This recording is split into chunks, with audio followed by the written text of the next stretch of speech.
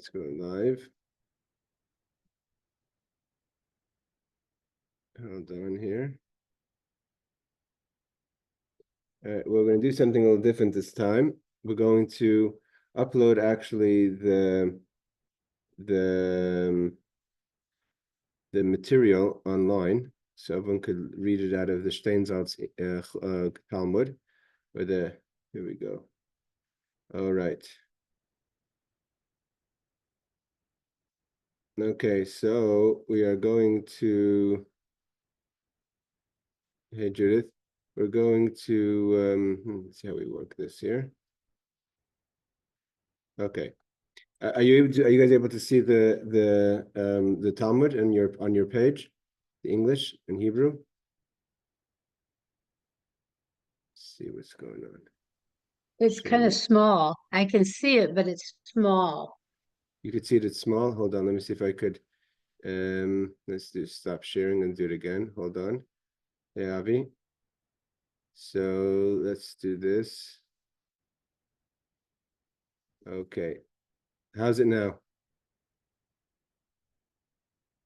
Oh, so small? It's better. It's better. All right. So this is the Steinsaltz Gemorah. I'm gonna have the original text in front of me as well as the commentaries on the side. So it says like this: Amar Sar Ha'olam.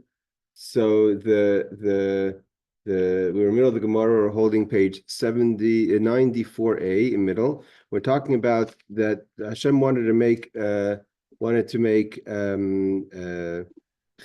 the king, the Mashiach, and he doesn't do it because he doesn't say Shira, he doesn't say praise to Hashem.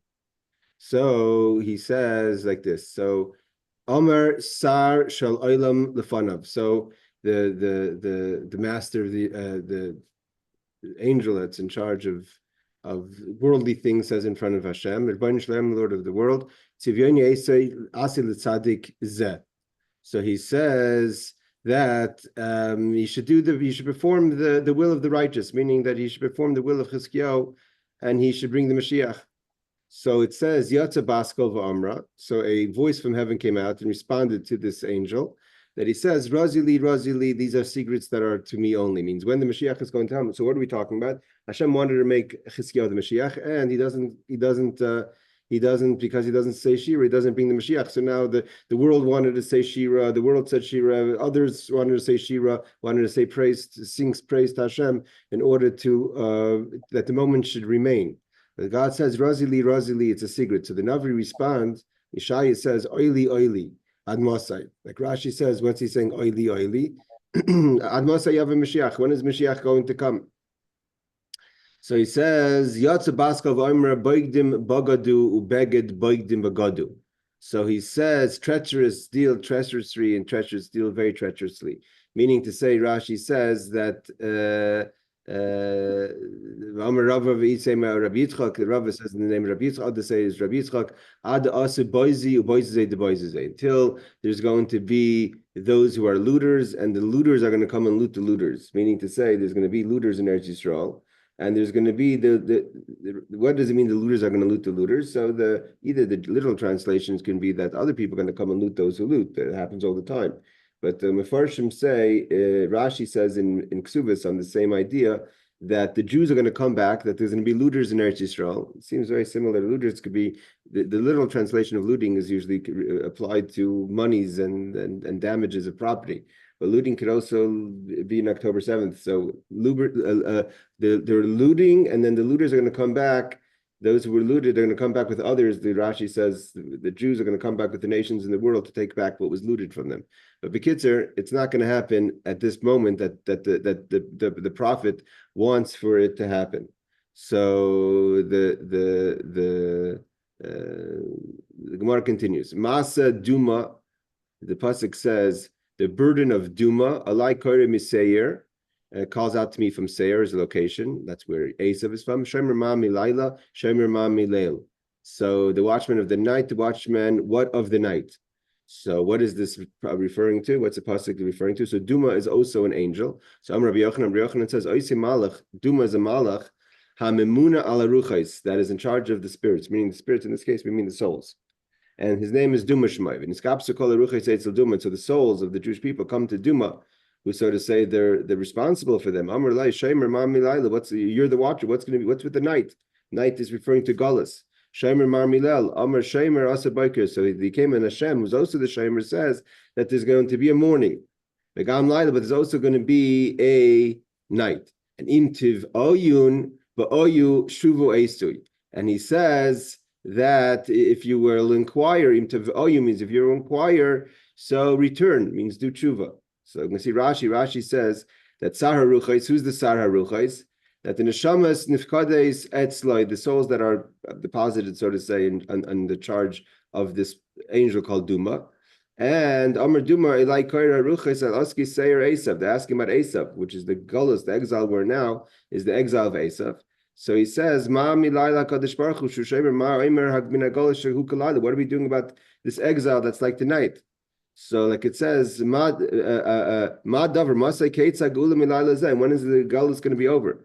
So he answers Asa Biker as in a question. And so he says others who say, like, is the morning going to come? Others say that it's an answer, that Amar Sar, the angel said, Shemer Kadosh Baruch Hu Asa Biker Gula Tavi, that the Gula is going to come. But first it's going to have to come Gullus. So we know that the way it works is that there's first night, Vayi Erev, Vayi Biker. First comes night, then comes day. And so too, the angel basically was telling the Jewish people that first has to come darkness. Unfortunately, this darkness has been pretty much with us for the past 2,000 years. But there has to be darkness first, and after darkness, Asa Biker comes morning. Like he quotes, Im tivakshuli goyel, if you want to get redeemed, then you have to ask Rachmanas. Boyu means ask Rachmanas, and you have to do tshuva. And if you do tshuva, if you repent, if you return, the gula is going to come. Okay. If this is, we're going to try this now with having the Even Yisrael Steinzad's Talmud on the page. So everyone can follow along easier, especially because we're now going through a long period of Agada to Agada Gemorah. So it helps everyone with the translation. And it also has over here the Rashis, and I have on the side, again, the commentaries if you want to add to that. Okay. Okay, so it says like this. Now we're going back to the fact that Hezekiah didn't say Shira. So he says like this. Tana Mishum Repapios. Repapios says like this. It's a shame. It's a disgrace, so to say, that on Chizkiyahu, V'siyaita, and others, why wouldn't they thankful? Again, what did we learn last time? What were they supposed to be thankful about? One was the victory over Sennacherib, and secondly, Chizkiyahu himself was healed from a prophecy that he was going to die. So there's two things that are huge things, not just for him, but for the king. If the king is healed, it affects everyone. So Acha Pascha Aretz, and he had to wait only that the earth started to say V'amr Shira. Shnema, like we said before, Miknaf Aretz Mir Shemana. We heard from the ends of the earth. We heard the songs. So Tfilat Tzadik. So Kiyetz and same thing. Also, we find in other places where someone else was praising Hashem, and why weren't the people on hand praising Hashem? Where we find that by Yisro. But Yisro comes to Moshe Rabbeinu, and Moshe tells him all the miracles that happened. Although by Moshe, it's seemingly a question. Moshe, they did say Shira. They said Shira Oz Yashir. But it says, so Kayitza B'Zadavar also we find, Vayim Yisro. Yisro says, Baruch Hashem Asher Hitul Eschem. Praises a God who saved you. It could be the Shira was only on Kriyas Yamsuf, and Yisro said on everything, on Amalek, on Yitzias Mitzrayim. It says that that Moshe told Yisro everything that happened. So Yisro said, Baruch Hashem, praises God that saved you all from these disasters. And so Tana Mishum Rapapios G'nai Hulamoisha. This is also a, so to say, a disgrace. It's a strong term. Either way, G'nai Hulamoisha V'shishim Riva, and the 600,000 Jews Shlayamru Baruch. They didn't say Baruch Ad Shabo Yisro V'Amar Baruch Hashem. So they said Shira, but they didn't use the terminology of Baruch, blessing Hashem. So like Rashi says, yeah, Davar Maguna also, it's a disgrace that they didn't say Shira, or they didn't say Bracha, they didn't bless God until Yisro blessed the God. Now, once we're already talking about Yisro, so we're going to continue with Yisro, the story with Yisro. What happened with Yisro? Yisro is told by Moshe Rabbeinu of all the miracles. So the pasuk says, Vayichad Yisro. So what does it mean, Vayichad Yisro? So he says Rav Shmuel, there's a disagreement. V'yichad is a terminology of fear. So Rav Shmuel, or kind of he had a reaction. Rav Amar Shehevir Cherev Chad al B'sarai. Rav says he passed a sharp sword over his flesh, meaning he circumcised himself when he heard the miracles that the Jewish people that happened to the Jewish people in the leaving of Egypt and Amalek, etc. So he converted, he circumcised himself. And Shmuel Amar Shanasa Chidudim Kol B'sarai. He had like goosebumps all over his flesh, that because he was hearing what happened to the nations. You have to remember, Yisro himself wasn't just a foreigner to the whole story. According to most midrashim, I think it's the Gemorah even that says that Yisro himself was in the conversation that Pari had with Eov, right? He was with Eov, Yisro, and with Bilham to decide how should they deal with the Jewish people. So Yisro was there. He knew that there was a plan to destroy the Jewish people. Either way, when he heard about the destruction of Paroi and Amalek, he got goosebumps. So from here, we have a famous Gemara that says, Amar Rav. So Rav says, it's funny. Shmuel is the one, Rav says that he did a bris, he did a circumcision. Shmuel is the one who said that he got goosebumps from hearing of what happened to the nation. So Rav responded that, this is what people say, a ger, it means a convert, you shouldn't shame a Gentile. Hey, Shuki. You shouldn't shame a Gentile in front of a convert for 10 generations. Why 10 generations? Because for 10 generations, meaning 10 generations of a family of converts. So if a person converts and 10 generations later, a descendant of a convert, you shouldn't shame the nations because they take it personal. And when Yisro was in himself 10 generations, he was a first generation convert. But from here we see that in general, you shouldn't shame a convert about, shouldn't talk about nations, about the goyim in a negative way in front of a convert because it makes them uncomfortable. Like Rashi says that Giyura Adasara Daire, that a Gentile for 10 generations says it's a Moshe B'nai Adam, Yisrael Lavasiri Have. Of course, Rashi says Yisrael wasn't a 10th generation convert.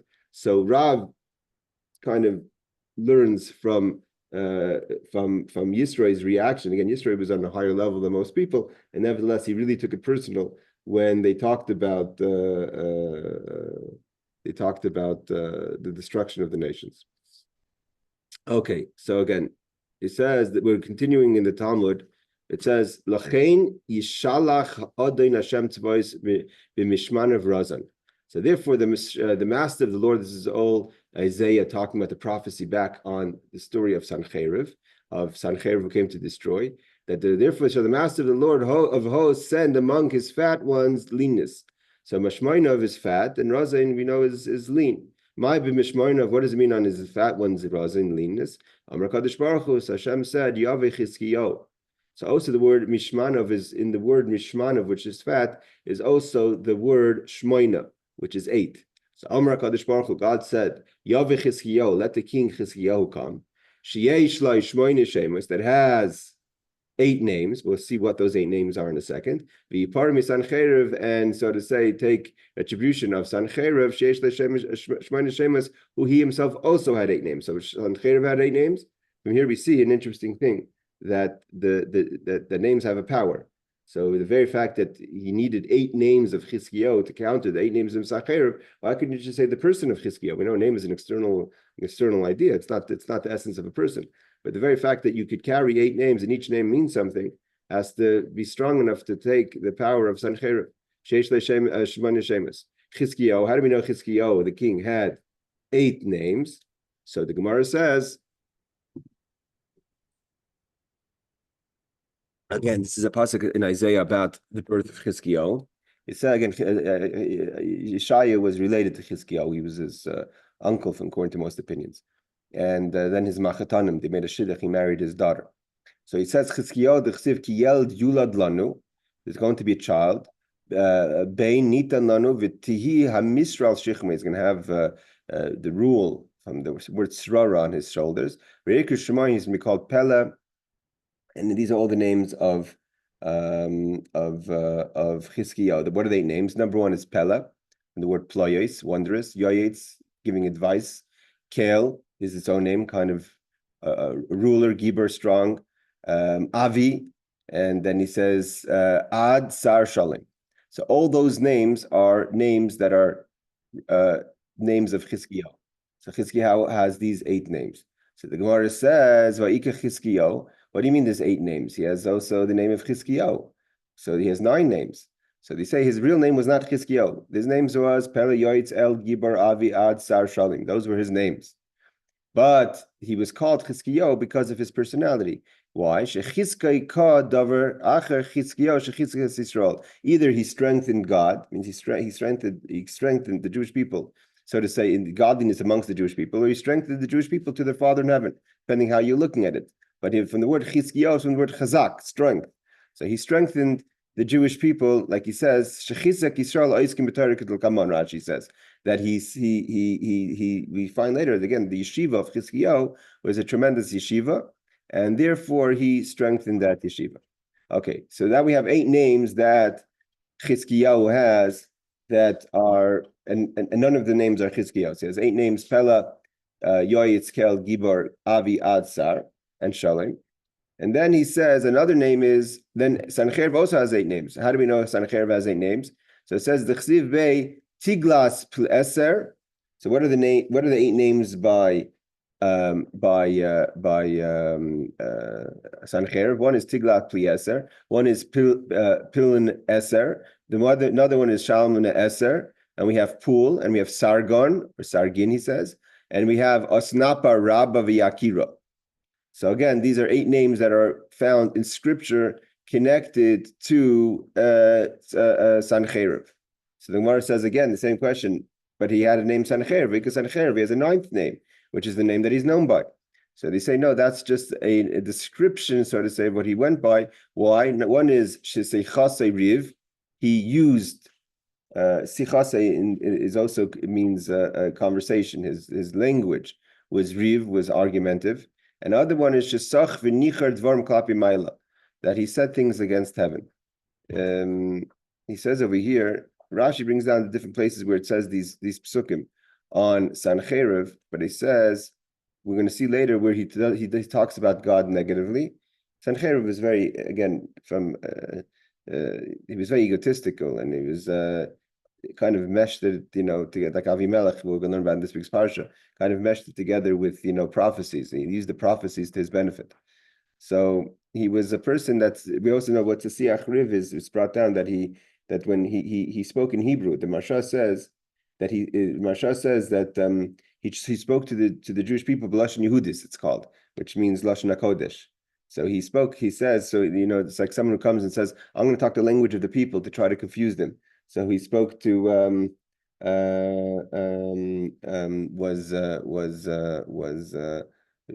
used the Jewish language against them, so that's why he was called Sennacherib. Okay. Rabbi Yochanan says, why was he able to? Hey, Bruce, if you could see, we're following along on the Steinsaltz Gemorah that has both Hebrew and English on the actual Zoom, as well as you could, of course, have the Gemorah in front of you. We're 92. I think that we're 92. We're 92a still, not 94a. So he says, why was he called Snapir Yakira? Why was that? Which means Rabbi Yakira, he's great. Gadol Mechubed, like it says, he's respectable. Why? What was so respectable about Sennacherib?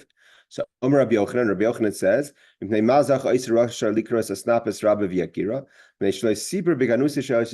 an amazing thing. He didn't say negative about Eretz Yisrael. When he spoke about it, again, Sennacherib had this method of dealing with the conquering nations was by relocation.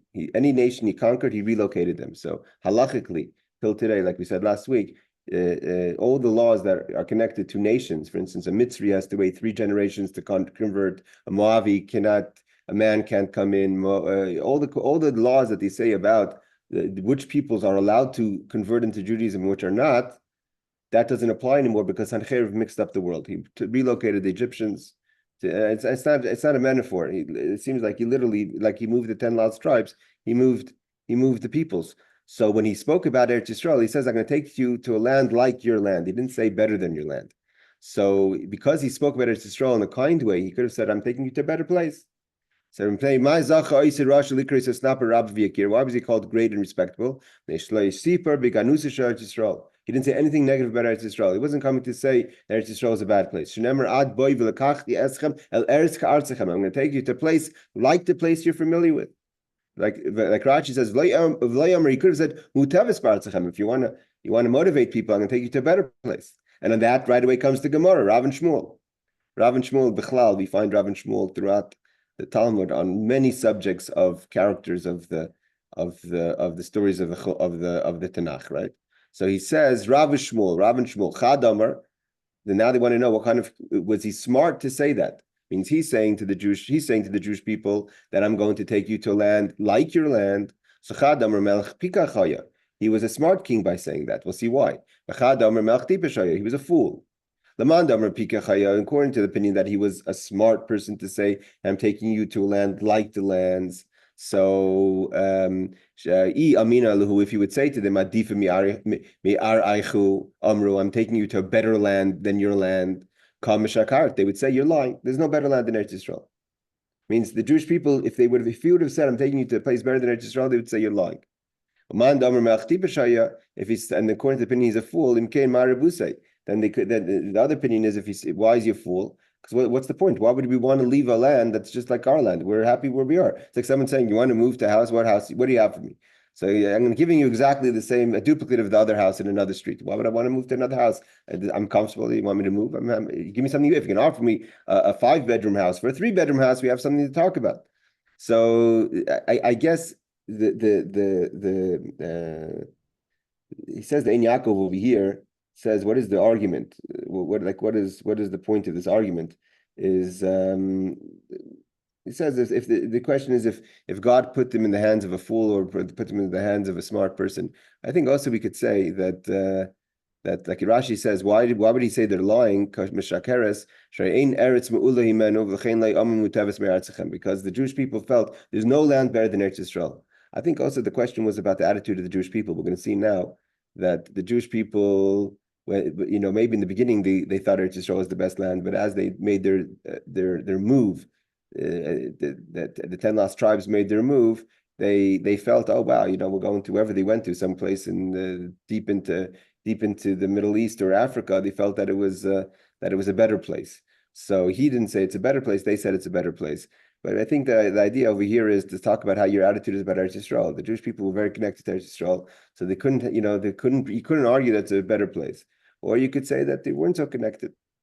All right. Lehecha aglilu. Now here's the famous question: where are the 10 lost tribes? They're lost till today. There's many books that have been written about people who try to find the 10 lost tribes. Of course, we know there's those who think some of the Ethiopian Jews are from the 10 lost tribes, or the Bnei Menashe, south of India. I think there's a book out that says that the English are from the 10 lost tribes, the South Koreans are the 10 lost tribes, the Japanese are the 10 lost tribes. There's all different theories. I'm not sure how they became such large nations, but either way, it's early enough, but there's many, many theories of people who try to find the 10 lost tribes. But here the Gemara is not going to really help us much because we're not going to really understand what is the answer. But the good question is, Lehecha agli luhu. Where did they go to? Where were the 10 lost tribes exiled to? So Mazurtra says, the Afrique. I'm assuming Afrique is Africa. Okay. I'm not sure how they went to Africa with that route. If they were traveling north, they would have to make a total go east, south, and then west again to get through Egypt. Rebechnina Omer Lahari Slug also doesn't help us much, to the Slug Mountains. I'm not sure where those are. And so that's where they went to. Now, it doesn't say if they stayed there, but that's where they were exiled to. We have many traditions, they went behind the Sambatyon, which is a miraculous space that's where people can't go. According to most opinions, I'm not sure if it's in this Gemara or another Gemara later, that discusses the question if the 10 lost tribes come back in the times of Mashiach or not. Okay. So according to Mazurta, they were taken to Afrique, and according to Pchanina, they were taken to the Hari Slug, to the Slug Mountains. But so he was called a good king or a smart king because he spoke with dignity about Eretz Yisrael, with respect. Av Yisrael, but the Jewish people, Sipru beganusa Eretz Yisrael, they spoke negative of Eretz Yisrael. It's such a thing till today. People mamish, you don't talk negative about Eretz Yisrael. It's a thing. I once went, just a small story. I once went on a mission for my grandfather to the Amshin of Rebbe on a business offer that my grandfather had in Sfas about real estate, and the offer wasn't something that the Amshin of Rebbe felt was a good business venture. So he wouldn't say anything negative about Eretz Yisrael. So he says, of course, if to invest in Eretz Yisrael is a huge mitzvah, and to put money in to build houses is a huge mitzvah. But your grandfather shouldn't look at it as a business, meaning to say it's not going to give you a financial return. It's a mitzvah, and it's a great mitzvah. But if you're looking at it from the perspective of a good business deal, he says it might not be the best business deal. And the Rebbe always talked very, very positive only about Eretz Yisrael, to invest in Eretz Yisrael, to buy bonds of Eretz Yisrael. But either way, the Jewish people did not talk positive about Eretz Yisrael. Kimatu Sois, when they came to the area of Sois, or Shaish, Amrei Shavya Ki Ari. First they said, wow, okay, it's not so bad. It's almost as good as this land, as our land. It looked as nice as Eretz Yisrael. Kimatu Almin, when they came to a place called Almin, Amru Ka'almin, it's almost like Almin, like the Beis Hamikdash, which is called Beis Elamin, right? They said, wow, it was like spiritual, I guess, and more of a spiritual kind of like Yerushalayim. Kimatu Shais Trey, when they came to a place called Shais Trey, which means two, they said Achad Trey, and it's 2 times better than Eretz Yisrael. So whatever, you can analyze it any way you want. But some people would say that it's just positive, that they're trying to have a positive view of Eretz Yisrael. What do you want them to say? It's horrible. But either way, Hashem said it's ganus, and they spoke negative of Eretz Yisrael. And read the Rashi's over here. It says, where did he bring the 10 Shvatim? The reason why Rashi is saying that, actually, adding in the 10 Shvatim, because the Gemorah kind of is going through 2 stories of Sennacherib. One story of Sennacherib is that how he destroyed the north and exiled the Jews from the Israelites from the north. And the second parallel story is Sennacherib facing Yerushalayim. There were 2 stories. I mean, it happened one after the next, but there were 2 issues. One issue was he destroyed, conquered, and exiled the north, and he exiled the 10 lost tribes, and then he went further south, because the kingdom of David, of Chizkiyahu, of Yehuda is south, right? And he went south, and then he camped against Chizkiyahu, and then that's when he had his fall. He did not conquer Yerushalayim. He conquered cities around Yerushalayim, but he did not conquer Yerushalayim. He fell. There was a great miracle that we're going to learn about. So the Gemorah is going back and forth. So as the Gemorah says, where did he exile them? So Rashi says, we're talking about the 10 tribes, which is the north. Like it says, so it says in the pasuk in Malachim where he took him to. He took him to Chibur, Nahar Gazan, Ari Madai. Ari Madai seems to me to be the Medes, in the area of the Medes. So that's what I'm saying. That's not Africa. That's going further east. So maybe that would go along with those who think that they're from South Korea. But he says, so the answer we get is not that much better. It says Africa, you're Slug. So it says, I'm just going to continue reading the next Rashi. Av Yisrael, when the Jewish people, when Sennacherib exiled the 10 tribes, they spoke bad about Israel. When they came to Shaish, this land is, wow, it's almost as nice as our Eretz Yisrael, or as nice as Eretz Yisrael. When they came to a place called Almin, they said, Ki Almin it's not only as nice as Eretz Yisrael, it's even as nice as Yerushalayim, which is called Beis Elmin. When they came to a place called Shaish Trey, which Trey means 2 times, it's double as nice as Eretz Yisrael, like our place.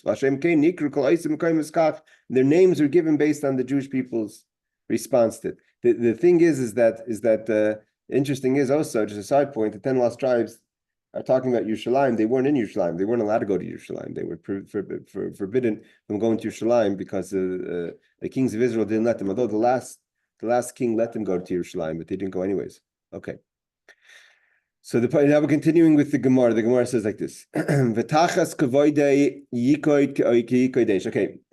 like I said, we're going back and forth 2 stories. One story is Sennacherib fighting and conquering the north and exiling the 10 lost tribes. Now the pasuk is going back to how he got punished when he tried to attack Yerushalayim and Chizkiyahu. Again, I think we learned, and Ashok, you maybe remember, I think it's in Rosh Hashanah or early in Sanhedrin, we learned the whole story of Shavna, that there was a lot going on up until that time when he conquered Chizkiyahu. When he tried to conquer Chizkiyahu, there was a lot. The people were against Chizkiyahu. The generals were against Chizkiyahu. He was a lone voice that was not ready to surrender to Yerushalayim. He made the same offer to Yerushalayim. It means he made the same offer that he made to the north and said, "I'm going to bring you to land as nice as your land." He offered that land also. He offered that offer to Chizkiyahu. So what was this punishment of Sennacherib? So it says, "V'tachas kivoidai yikoy kikoy eish," that beneath his glory shall be kindled the blaze like a blaze of a fire. So what's kvoidai mean? So the Gemorah says, "Tachas kvoidai v'loy kvoidai mamish." We're not talking about actually, because kvoidai could mean his actual body. So the question is, what the Gemorah is trying to analyze is, his punishment was that they got burned. They were burnt. What does it mean that under their clothes their bodies were burnt, or their bodies remained and their souls were burnt, like the two sons of Aaron, right? So the Gemara says, "Tachas kavodim like kavodim mamish." We're not talking about their body itself.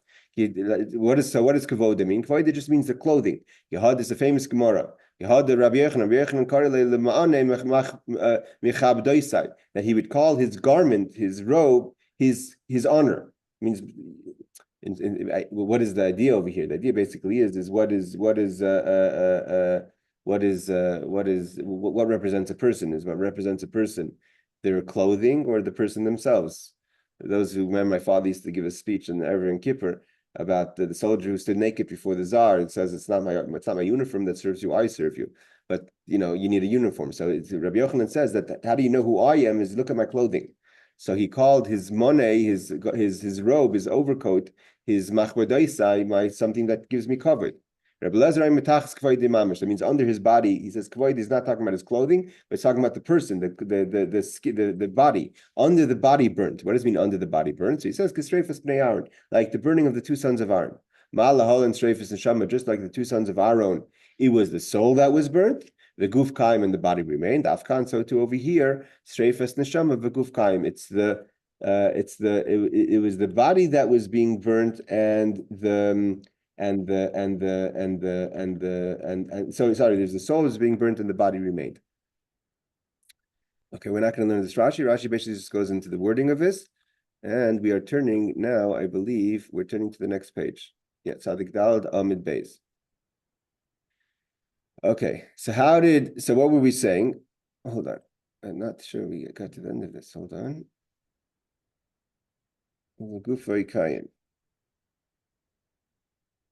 It's missing some of the Gemara. So I'm going to just read it inside over here. Tana Mishmeid Rabbi Shua. We learned in the name Rabbi Shua ben Karcha. Parai. We're talking about the difference between Parai. Not sure. The Steinsaltz Gemara must have been. I'll let them know they're missing a piece in the bottom over here. Tana Mishmeid Rabbi Shua ben Karcha. We learned the name Rabbi Shua ben Karcha. Parai Shechir Ba'atzmai.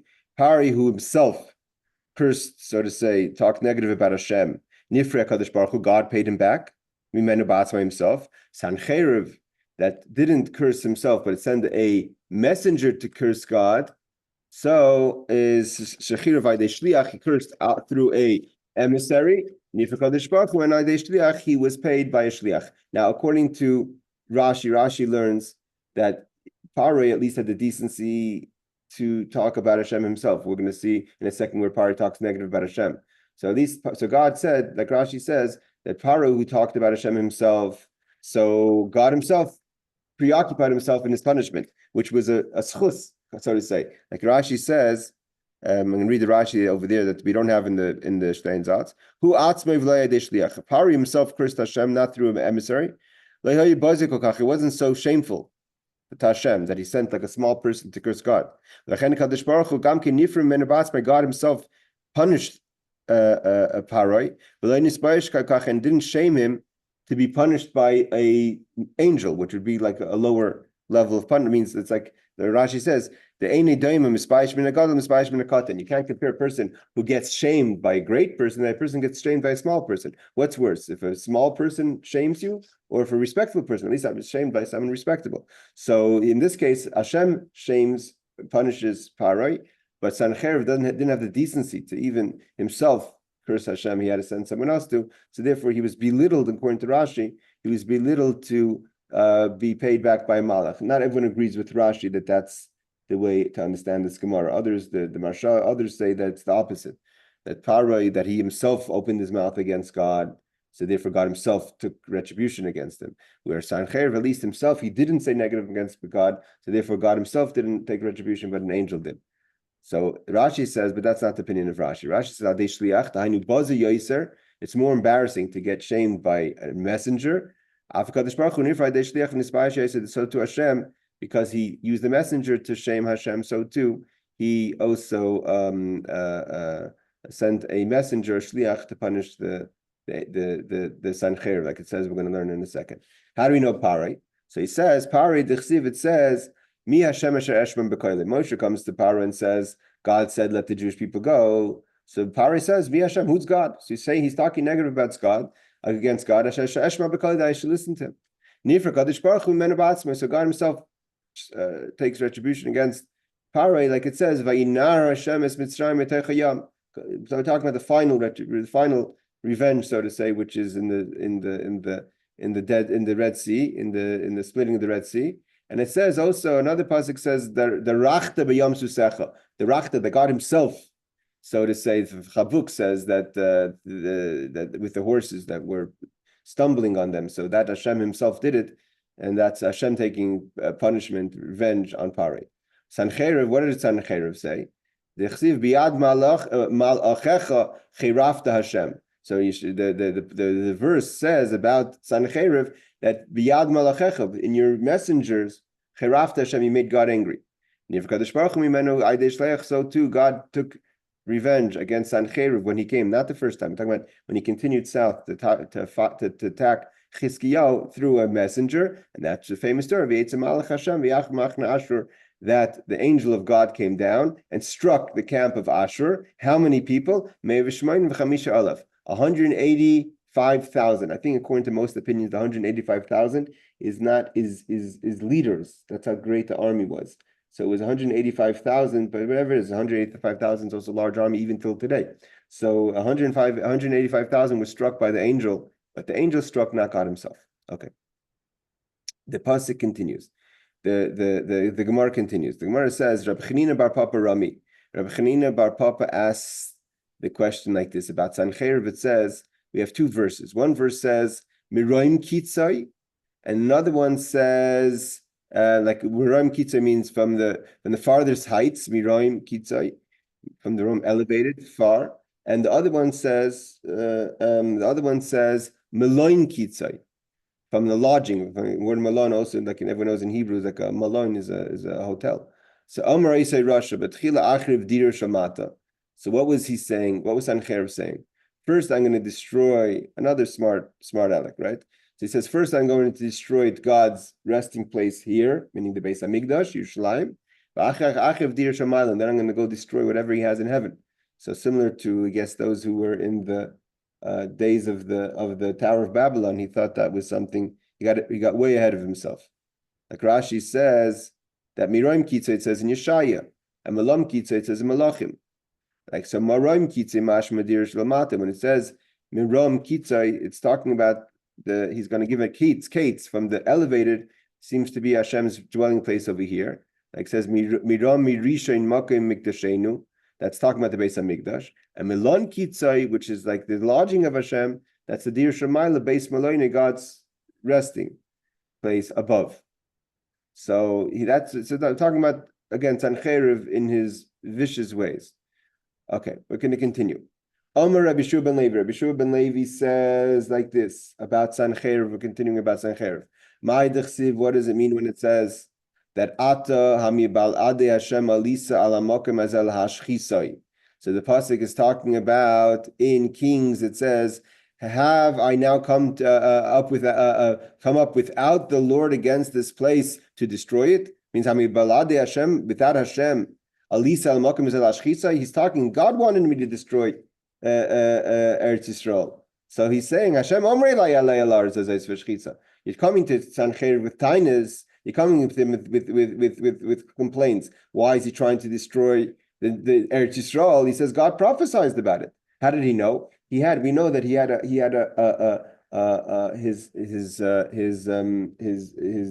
Rav Shavok is the general, I think the head of the army of Sennacherib. He was a Jew that converted, so he was your worst situation. He knew all the prophecies. He spoke in Lashon HaKodesh. He was the one who enticed the Jewish people. He was the one who got Shavna and the other people against Chizkiyahu. He talked to them in Hebrew. He talked to them in Lashon HaKodesh. So Rav Shavik tells the king, there's a prophecy. Isaiah himself says you're going to destroy Eretz Yisrael. So what is he talking about that God said he's going to destroy the Eretz Yisrael? The Shammai Navi heard that the Navi said, again from Rav Shavak, he heard that the Navi says, Yanki Ma'as Amazeh, because the people have been Ma'as, they disgusted me. Esmei HaShiloach, and they were disgusted by the Shiloach, which is the waters that go through, that go under the Yerushalayim. Ahochim La'at, that go slow. Umisai says Ritzion ben Ramalia. And they rejoice with Ritzia in the son of Ramalia. So Isaiah is talking about the Jewish people. What was the story? That we're going to see in a second, that the Jewish people didn't take pride in Chizkiyahu. Chizkiyahu was the frum king, the religious king, the Torah king, the tzaddik. They didn't look at him. He didn't show royalty. He didn't show people like to be odd. How much did the king pay for his car? How much food does the king eat? How nice? Why is everyone obsessed with looking at in England? All the royalty. What's important to you? It's not your food. You're not eating it. You're not even enjoying it. But people want that. They want to know that royalty exists, and they felt that the royalty of Chizkiyahu, which was a holy royalty, wasn't comparable to the royalty of Ben Ramliyahu, which was the king of Pekach. Ben Ramliyahu was the king of Israel that ended up being exiled and killed and destroyed. But before all that, they said, Mo'as ha'amazeh, the people were disgusted with the Mei Shiloach, which is referring to Chizkiyahu, the waters of the Shiloach, which go slowly. We'll see what that means. From the joy of Ben Ramalia, that he had it all beautifully. So what does this mean? So it says, Rav Yosef. Rav Yosef says like this, that this pasuk means to say that ilmole turgumu de haikra, that the translation of this verse, I wouldn't understand what the pasuk is saying. What is the pasuk saying? That that since the people loathed the rule of the house of David, that led them gently. The medaber lahoin v'noyach. Noyach is nachas. K'mei shiluach, like the words of shiluach, the nagin v'noyach. The shiluach is not a big water source. Anyone who's been in Yerushalayim went down, you could still today go to the sea. The waters of shiluach is a little trickle. The Isru b'ritzin bar Ramalia, and they preferred the abundance of the son of Ramalia, with the kings of the north. So, and then the pasuk continues. Because of that, God said that there was a prophecy to destroy Yerushalayim. So, what were they saying? What bothered them so much about Chizkiyahu, and what were they so so impressed with Ben Ramayu, the kings of the north? So, what does it mean? That the curse of the Lord is in the house of the wicked, but he's blessed in the inhabitant of the just, of the righteous. So Miras Hashem Beis Rasha, where God is the curse of the house of God in the house of the wicked. That's Pekach ben Ramliyahu. That's the last king of Israel, which was known. His name was Pekach ben Ramliyahu. That how ostentatious was he? He ate 40 sa'as, a huge amount of goizalas, is a kind of seabird, bikinuach suda, as a dessert. Means he was really royal. Royal. It was large. When Nevei Tzadikim Yivarech, what does it mean that the Nevei Tzadikim Yivarech, that in the inhabitant of the righteous is blessing? This is the king Chizkiyahu. He only ate a little litra. The smaller litra is a very small amount of vegetables for his meal. So here you had Chizkiyahu that ate small portions of soup. He got by a little soup or a little salad. Yerakis is vegetables for his meal, and he's eating small and not it's not this huge royalty. And Pekach ben Ramliyahu is eating a tremendous amount of birds just for his dessert. So they weren't impressed with with Chizkiyahu. He says over here, liter is less than 10 cc. That's 100 cc. Sorry, that's a very small amount of soup or whatever he ate, but a greens dish. So what happened? So the pasuk continues. Because that they talked like that about the king, and they wanted to be like others, they wanted to be like the north, and they were disgusted by the righteousness of Chizkiyahu. So the prophecy Isaiah says that I'm going to bring this huge river, this huge flow of the king of Ashur. And the pasuk continues, and it shall sweep through Judah, and it's going to pass through reaching up to their neck. So it's a sign that there's going to be destruction. And like he says over here, Rab Steinsaltz adds, Rab Shaka alluded to that prophecy when he said in the verse of the Kings that the Lord said to destroy the land. Rab Shaka again was the convert who converted out to whatever the religion was in Ashur, and he went and he was the general of Sennacherib. He said, God told you to destroy Jerusalem. What do you want more? God told you. So then Gemorah asked the famous question, if that's the case, if Sennacherib had a prophecy, and there was a prophecy that he should destroy Yerushalayim because Hashem was upset at the Jewish people, in Yehuda even, why was he punished? So again, this is the confusion. You know, when you want to talk in the name of God, you better make sure you know what God is saying and what he's referring to. That's always a lot of the times the problem. Someone wants to say something in the name of Hashem, and you're not exactly in the know of all the details. And the Gemara answers, Navi aser shvatim snabi, that you're wrong, that the prophecy was about the 10 tribes. It wasn't Ihu Yoav Daite Akul Yerushalayim, and he thought it meant that he could take Yerushalayim as well.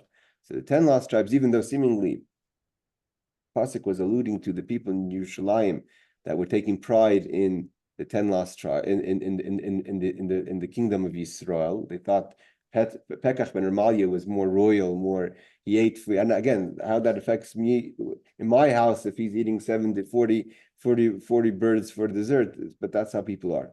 So the prophet came and said, for there is no wariness, there is that is set against Yerushalayim. A person that's tired with Torah, because Chizkiyahu forced the Jewish people to learn Torah. Chizkiyahu was a king again that was in between Amos and Menashe, and he taught. We're going to see in a second. He taught the Jewish people Torah in abundance. So they were tired. He says, "You're not going to attack the people that are toiling, tired, so to say. They're so preoccupied in Torah, and the people who try to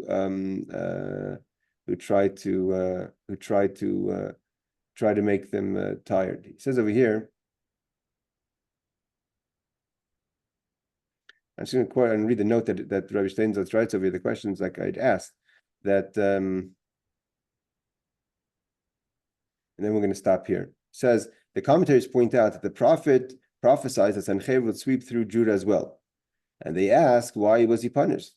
They explain that the meaning of the prophecy is that Sennacherib would eliminate from Judah all those removing the support for the king of the house of David. In other words, David's ministers, Shavna and the people that were with him. Sennacherib intended not only to sweep through Judah, but to conquer it as well. So basically, the Mashal says, yes, there was, because clearly the prophecy is talking about the people of Judah. So the idea was that he was going to flush out the bad people from Judah, but not conquer Judah. He says over here, the 10 lost tribes. So some explain that the approach to the 10 tribes relates specifically to the first generation of exiles who were wicked and unworthy to share the world to come, and that there is nothing preventing their children from a share to the world to come and from the return to Eretz Yisrael. Furthermore, as it's stated that some members of the 10 tribes remained in Eretz Yisrael and assimilated into the tribes of Yehuda and Binyamin. Their status certainly is like that the rest of the Jewish people. Okay, so Reb Steinsaltz is going just to the final question about the 10 lost tribes, if they are going to come back. So it's saying even though it says they don't have a portion in the world to come, it's only them but not the descendants. And of course we have it's clearly that over the years of the kingdom of Israel, a lot of the 10 lost tribes were not interested in what was happening in the north, and they went south to join the kingdom of Yehuda, And therefore today, that's why a person is called Yisrael. You're not called, we don't know for sure, I'm a Levite. And if someone's a Cohen, they're a Cohen. But if you're not a Cohen or a Levite, you're not necessarily certainly to come from Benjamin or Yehuda. You could be from any of the tribes, because a lot of the tribes over the years made their way south to join the kingdom of Yehuda. So therefore, there's a healthy mix of all the 10 tribes till today amongst the Jewish people. All right, everyone. Again, I'm not sure if anyone has any comments. They want to private message me about this of doing the Agadata this way, of having the Steinsaltz and just reading through it this way, as opposed to what we were doing last time, reading out of the original text. Let me know. Either way, Laila Tov, thanks for joining, and see you next week. And I really like having this commentary, the text, to be able to read along with you. Perfect. And sorry, my dogs are barking. Thank you, Laila Tov. Everyone, take care.